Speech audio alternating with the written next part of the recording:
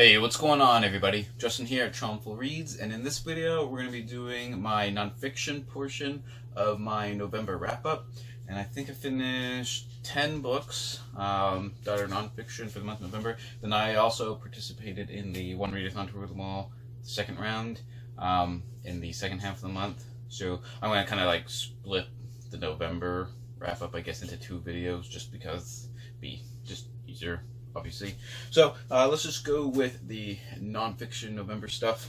And I only have 4 physical books out of the 10 things I either read or listened to. But let's just start with the one I listened to, and that is An Introduction to Greek Philosophy. This is taught by David Ruchnick, I believe. And this is actually a really good, great course. I've been trying to start listening to more of them. I used to listen to them a long time ago. But this one was really good. This is all about basically the pre-Socratics, then Socrates, and then Plato and Aristotle. So pretty much, all of, just like, what people think of when they think of Greek philosophy. And it's about let's see, the pre-Socratics, Plato, and Aristotle each get roughly a third or so of the course. The pre-Socratics part, I believe, was excellent. The portion on Plato was really good, and then kind of Aristotle was a little bit weaker compared to the other two, just the way he taught it and stuff. But it was really interesting. He did a really good job with pre-Socratics, which are kind of notorious for being kind of like vague and abstract, and he sort of explained, what he thought, all these different passages and what they're kind of like gist of their philosophies and stuff were, which I think worked really well. Like I said, his lectures on Plato, I believe, were tremendous. Like Aristotle, I think it was a little bit of a letdown just from sort of the topics that he chose to kind of cover Aristotle with, just because 8 lectures on basically the whole corpus of Aristotle obviously isn't enough, but obviously in an introduction course, like, you're not going to cover everything. But like I said, I just think he did a much better job with Plato and sort of the whole concept of the dialectic and stuff as he taught the course. I thought that was really excellent. And I'd give it 4.5 stars, I'd say, as one of the great courses. So I think that was pretty good. Alright, so now let's go on to, 5 NetGalley books that I read. I don't know if I said this in a couple other videos, but basically I got my first real Kindle Paperwhite that came out like right almost on my birthday in November, the newest generation. I got that as a present for my birthday. But I basically discovered NetGalley like a couple weeks before, so having NetGalley and a Kindle like at the same time, I just was like, oh, request, and I got a bunch, and now I am just sort of flooded with books I'm supposed to be reading for reviews. So I did 5 in the month of November. Let's start with the one that was kind of an oddball for me, and it's Gunpowder, Treason, and Plot, and this is by Lettuce Cooper. I thought it is about the gunpowder plot in England when basically sort of some Catholic insurgents almost, I guess, wanted to blow up Parliament and King James and stuff. That's history, so it's normally kind of in my thing, except that it was kind of, I wouldn't say it wasn't historical fiction, because it's just very accurate to like the details. It's more just the author puts in like dialogue and stuff from, what probably could have been said and things like that, which wasn't bad, but it was kind of like at a middle school grade level or something, which I didn't realize when I requested it, so it was just kind of like a weird book for me, and I don't really know how to critique it. It was pretty good. I still learned the whole outline of, what was going down with like Guy Fawkes and basically the other plotters and stuff. So overall, it's probably pretty good if you're a younger reader looking for that. Alright, so let's go on to another one. Oh, a really good one was The Truth About Animals by Lucy Cook. And I'm going to compare this as like a life science book version of like Mary Roach. Just lots of really interesting tidbits on all kinds of stuff. Basically, each really long chapter is about an animal, whether that's eels or pandas or sloths or something, and just like crazy stuff about them and how most people don't know certain things about these animals. But then she also goes into sort of like the back history of how people studied them, and like there's a bunch of like crazy scientists, especially with like what's his name, like Spallanzani or something like that, or Spalzino, I can't remember. Maybe I'll put a text of his name, and I got something in my eye and the phone's ringing, so it's basically just falling apart, but we're gonna keep going with it. Anyways, I'll put his name up somewhere so you can go read about him. I wouldn't advise it if you can't handle like animal abuse from like the 1600s and 1700s and stuff, just because they're really that wasn't really much of a thing back then, I guess you could say. So if you're going to be squeamish about that, I wouldn't recommend this book. Though overall, the book is quite lighthearted and funny, and I learned just tons about all kinds of things. Basically, some things you really can't basically unlearn, such as, you know, basically how, like, the Tinder version for sloths. It's just so weird, and you'll just learn crazy stuff like that. But overall, it was just a really excellent read. I highly recommend that one. Alright, next up is Margaret Scott's Fashion in the Middle Ages, and when I requested it, I didn't really realize that it was kind of just like a museum exhibition catalog thing, which I've never really read before, but basically what I believe is it was kind of like an exhibition at some museum or something with all these manuscript plates and stuff, and it becomes like really specific, so it's not really about dress or fashion in, you know, the Middle Ages, like kind of like a history or social history or anything like that.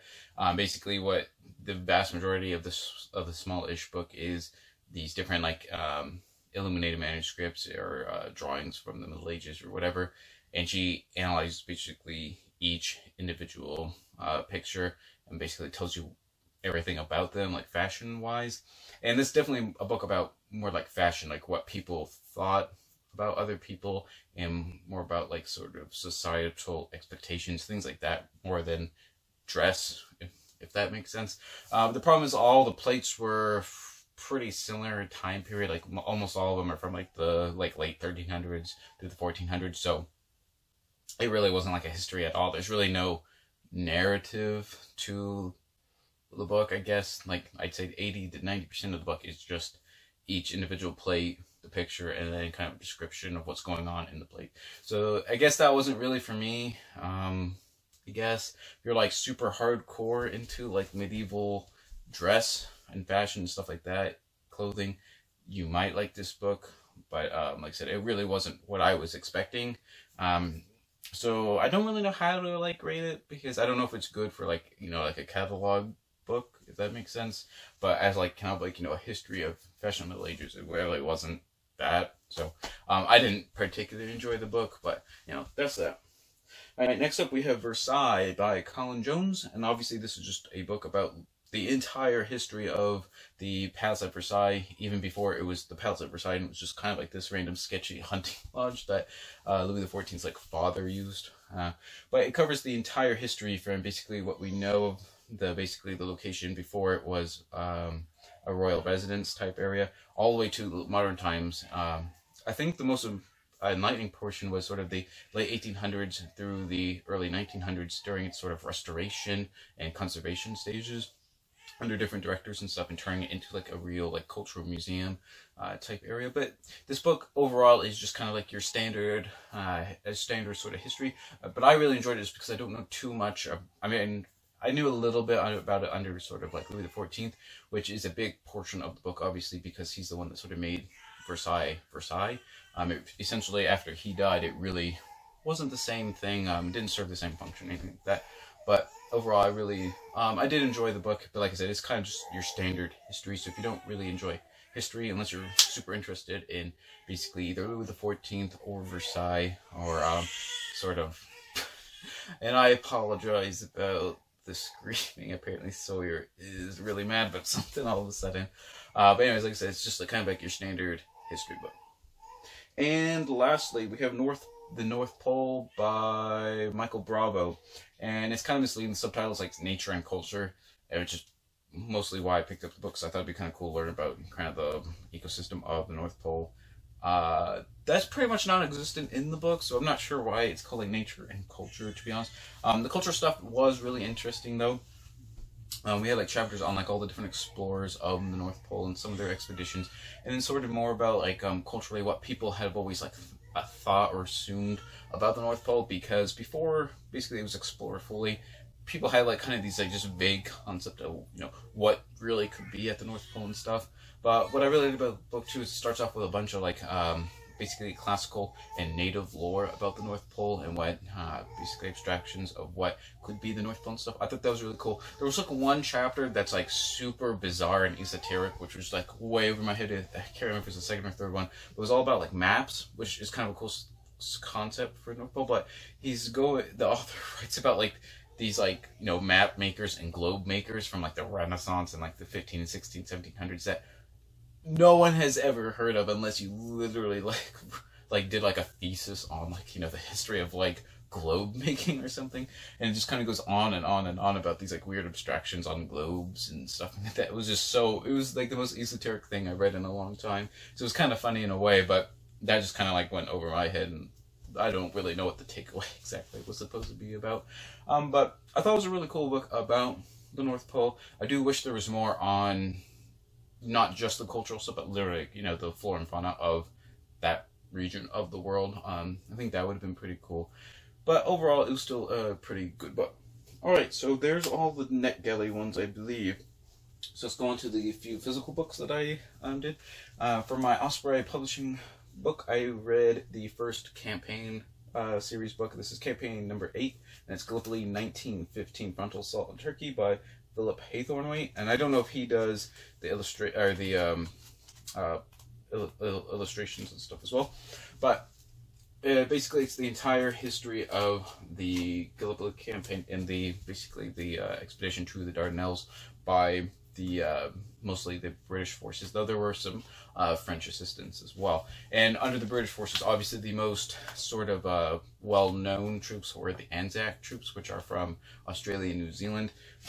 That's sort of like a, I believe, like kind of like a binding sort of cultural thing for Australians and New Zealanders, and kind of gives them like some self-identity. So actually this was a really important campaign for Australians and New Zealanders. So I thought that was really interesting. I think a little bit more could have been done on the basically the naval portion before the actual the landings of the troops and stuff, because that was basically a complete disaster. It deals with it a little bit, but basically they knew there were mines there and stuff, but the British Navy didn't send any actual legit minesweepers. Basically, they kind of commandeered some like private vessels and forced people to try and act as minesweepers. And I think they took out like 1 or 2 mines or something out of, you know, hundreds. And a bunch of ships were lost because of mines and stuff. And it was just, like I said, it was just a complete disaster. But overall, I think this was a really good book on basically the Gallipoli invasion. So if you were interested in World War I history or that event in particular, definitely give this book a shot. And like always, the illustrations are really accurate. Tons of photographs in these ones, which is really interesting to look at. The ships, regular troops on the ground, stuff like that. And there's lots of maps, so you kind of get a really good idea of, like, you know, what's actually going on for movement and stuff.